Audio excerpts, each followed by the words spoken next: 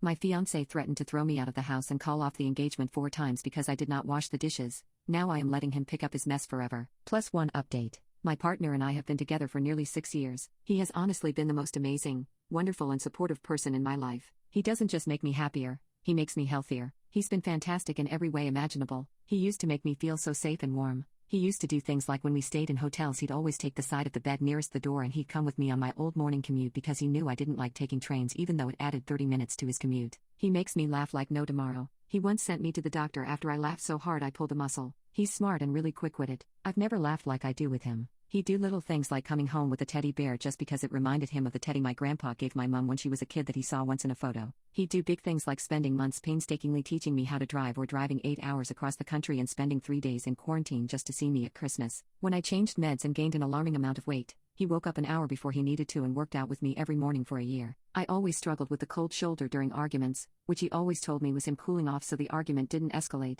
but we had so few and they'd last maybe a couple of hours. About 2 years ago, we had a big marriage talk. We were both honest about what we wanted. He admitted that getting married made him so nervous. He has never seen a successful marriage. Every marriage he's ever witnessed has either ended in a disastrous divorce or a very sad premature death. I said I would stay with him whatever he chose, but there are some things I wouldn't do unless we were married. Just as he's seen too many marriages fail, I've seen too many loved ones be abandoned by men once the kids come along or when he finds a better option. In other words, as long as we weren't married, we had no kids and our finances remained strictly untangled. He proposed to me a few months after that, and since then, he's turned into an absolute nightmare. First, he refuses to do anything wedding-related but accuses me of taking over and being a bridezilla when I make decisions without him. He does things behind my back like inviting our friend who has 4 kids to bring the children when we agreed the only exception to the no kids rule would be my niece, who will be 3 months old and for obvious reasons can't be separated from my sister for the weekend. I can swallow that frustration, but he's also become hypercritical. Any mess around the house, even if he made it, if I haven't cleaned it up by the time he gets home,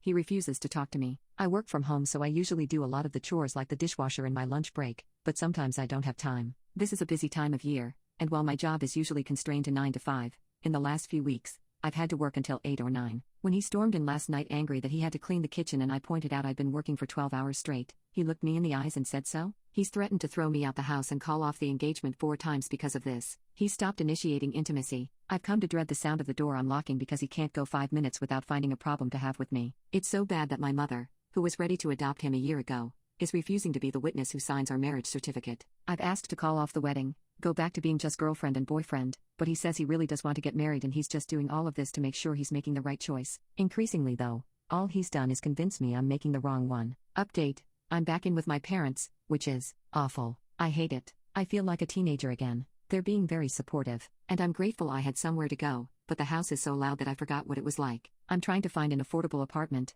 but it's London, so that feels like a pipe dream. To top it all off, canceling a wedding a month before is expensive. Only the celebrant and the photographer have accepted refunds. Every other vendor has been paid in full and that's money just flushed down the toilet. It's been exhausting. Before this, I was in a pretty great financial situation. I had savings and a plan and a house and a financially stable partner. Now I have less than a tenth of my savings, nowhere to live and no real prospect for the future. It's not easy processing losing him, not easy at all. I'm still in the part where everything makes me cry, and I feel like someone has taken scissors to my soul, but I've experienced both grief and breakups. I know this feeling will eventually fade, even if it might never completely disappear. When it's mixed in with the relief of being able to exist without criticism every 5 minutes, I'm hopeful it will pass sooner rather than later. When I was little I never knew what I wanted from my career other than that I had one, but I always knew I wanted to be a mom. That dream feels like it's getting further and further away every day. I have no experience with this burning embarrassment of telling everyone in your life that the wedding they were invited to isn't happening. It was so painful telling his niece and nephew I wouldn't be seeing them again. They cried and clung to me and begged me not to go,